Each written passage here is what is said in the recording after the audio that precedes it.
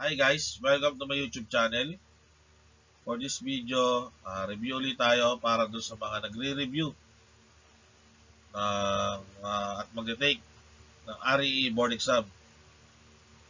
So kung hindi ka pa nakasubscribe, please hit the subscribe button and paki-like na rin po itong video. So basahin natin ang sample password problem natin.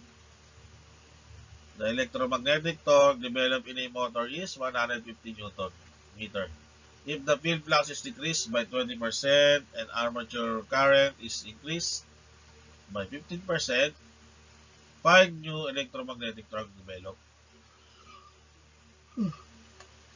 Okay. So, sa mga ganitong problem guys, kailangan alam nyo yung relationship ng current at ng torque pagdating sa DC motors. So, habang tumataas ang torque, tumataas din ang current. So, proportional siya. Or, meron tayo diyang formula, no? So, yung unang torque ay divided by pangalawang torque is equal to yung unang current divided by pangalawang current multiplied by yung unang flux divided by pangalawang flux. Okay? So, yan lang yung formula doon. So, ang sabi, field flux daw ay decrease by 20%. So, kailangan natin maglagay ng sample values. Any values, basta ang sabi daw, yung una, yung pangalawa daw, na flux ay 20% lesser. Okay? So, maglagay tayo ng sample value. So, let flux 1 is equal to 1. So, anong flux 2 natin? Sabi, decrease by 20%. So, 1 minus 20% is equal to 0.8. Tama? Okay, so si armature current naman daw ay increased by 15%. So, ganun din. Let I1 is equal to 1 lang. And then, I2, kakalawang current natin ay increased daw into 15%. So, dagdagan natin ng 15% to, si 1, magiging 1.15. Okay, so nagets nyo?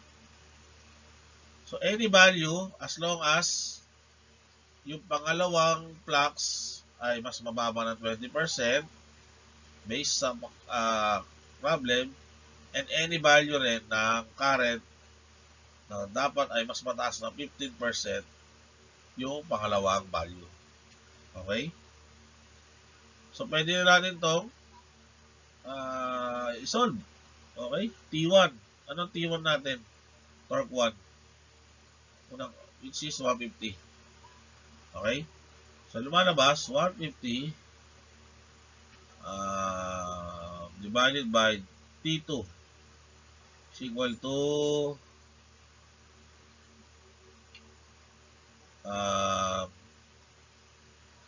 unang current natin, 1 divided by 1.15 multiplied by, anong unang flux? 1. Anong pangalawa? 0.8. So, pwede na tayo gumamit ng shift solve dito. Okay?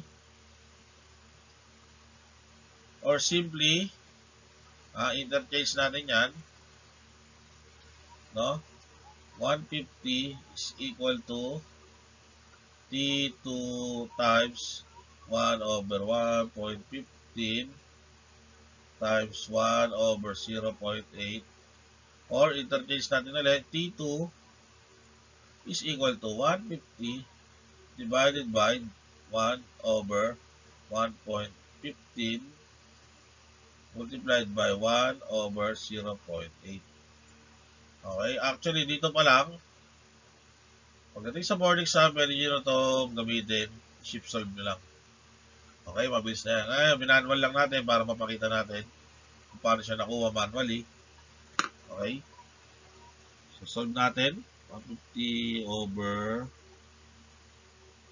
1 over 1.15 times 1 over 0.8. So, lumabas ay 138.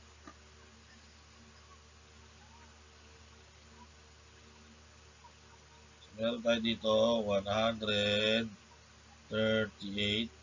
Newton meter. So, ano sagot natin? Letter A. Okay? So guys, tatandaan nyo to ha. Ito, relationship na to. Huwag nyo kalilimutan yan. No? Sulat ko lang ulit, no? T1 over T2 is equal to I1 over I2 multiplied by flux 1 over flux 2.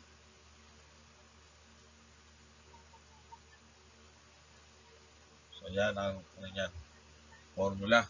Okay? So kung hindi naman binigay flux, so pwede nyo i-neglect to. No? Pwede nyo tanggalin to. So mangyayari lang T1 over T2 is equal to I1 over I2. Kung hindi given ang flux. Okay?